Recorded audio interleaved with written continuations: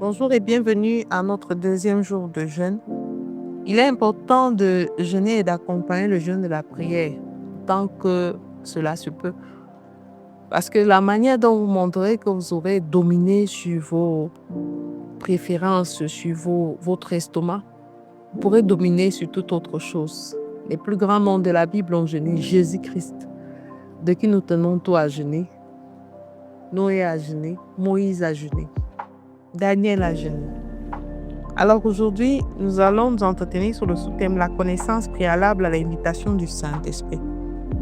Et le passage examiné est tiré de l'évangile de Luc au chapitre 5, versets 3 à 4, il est écrit. Il monta dans l'une de ses barques qui était à Simon et il le pria de s'éloigner un peu de terre. Puis il s'assit et de la barque, il enseignait la foule. Lorsqu'il eut cessé de parler, il dit à Simon, avance en pleine eau et jetez vos filets pour pêcher. Le verset 6 insiste sur l'enseignement. Jésus est monté sur la barque pour transmettre quelque chose de particulier, pour transmettre quelque chose de profond, pour transmettre les règles du royaume de son Père à ce peuple qui avait soif de connaître la vérité, à ce peuple qui attendait un Messie, mais qui ne l'ont pas reconnu de suite sur Jésus. L'enseignement, tu en as besoin. La connaissance est un préalable, bien-aimé, pour pouvoir invoquer et inviter le Saint-Esprit à manifestation dans ta vie. Dieu a créé l'homme pour dominer sur toute chose. Et le premier homme qu'il a créé était Adam. Il lui a donné la responsabilité de bâtir avec lui une relation solide, une relation unique. Et à cause du péché, Adam a été éloigné de Dieu.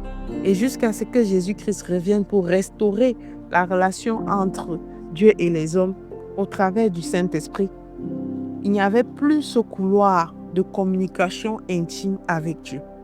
Bien-aimé, Jésus a dit dans sa parole, il est avantageux que je m'en aille, parce que si je ne m'en vais pas, le Saint-Esprit ne viendra pas, le consolateur. Il ne s'agit pas d'une autre nature, il ne s'agit pas de quelqu'un d'autre, mais c'est le même Dieu sous une autre forme. Les disciples ont connu un Dieu physique dont ils ne maîtrisaient pas réellement l'ampleur de la puissance ou de l'autorité. Nous avons mieux que le Jésus physique, nous avons le Saint-Esprit. Il nous a dit qu'il faut que je m'en aille, il nous enseignera, il nous guidera dans chaque chose.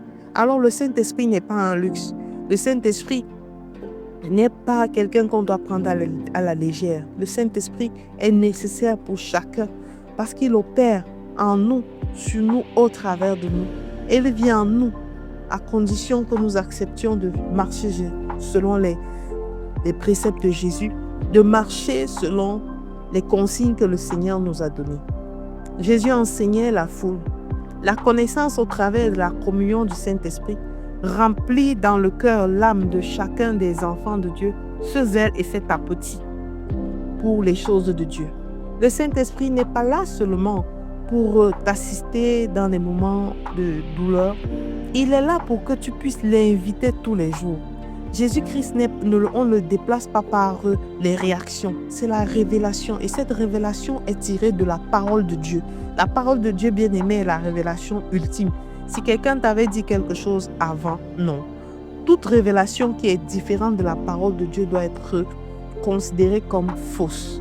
Alors, le Saint-Esprit est là pour te guider dans toutes choses. Le Saint-Esprit n'est pas seulement là pour des prédicateurs, des prêcheurs. Il n'est pas là seulement pour assister des personnes dans des situations tragiques. Il veut vivre à côté de toi. Il vit en toi pour te montrer des stratégies. Non pas seulement pour te remplir et te donner la sensation de bien-être, mais il est là pour te montrer le chemin. Jésus, après avoir enseigné, avait déjà rempli la foule de connaissances. Et quand il eut cessé d'enseigner, il a donné des consignes et des directives à Simon.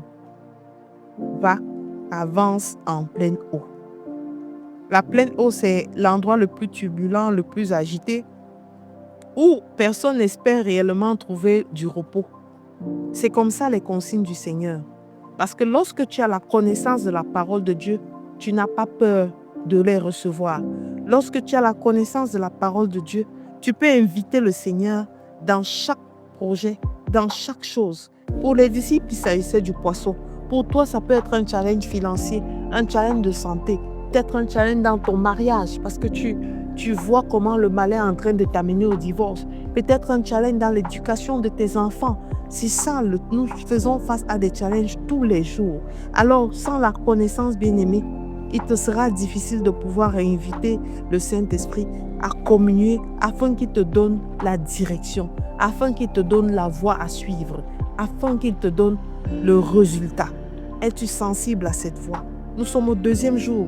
Nous avons dit qu'il est important de pouvoir cheminer avec notre Seigneur jusqu'à sa mort et sa résurrection. C'est le moins que nous puissions faire en tant qu'enfants de Dieu. Alors je te recommande encore aujourd'hui de rester dans un moment de communion avec le Saint-Esprit, d'invoquer le Saint-Esprit sur tout ce que tu as, sur tout ce que tu fais, d'invoquer le Saint-Esprit et surtout de lui demander de remplir en toi le zèle de la connaissance. Parce que sans cette connaissance, nous ne valons rien. Je souhaite de passer une seconde journée de méditation avec les paroles, les passages que nous avons reçus. Et je prie que le Saint-Esprit soit à l'œuvre dans la vie de chacun en ce 2e jour de jeûne. Shalom.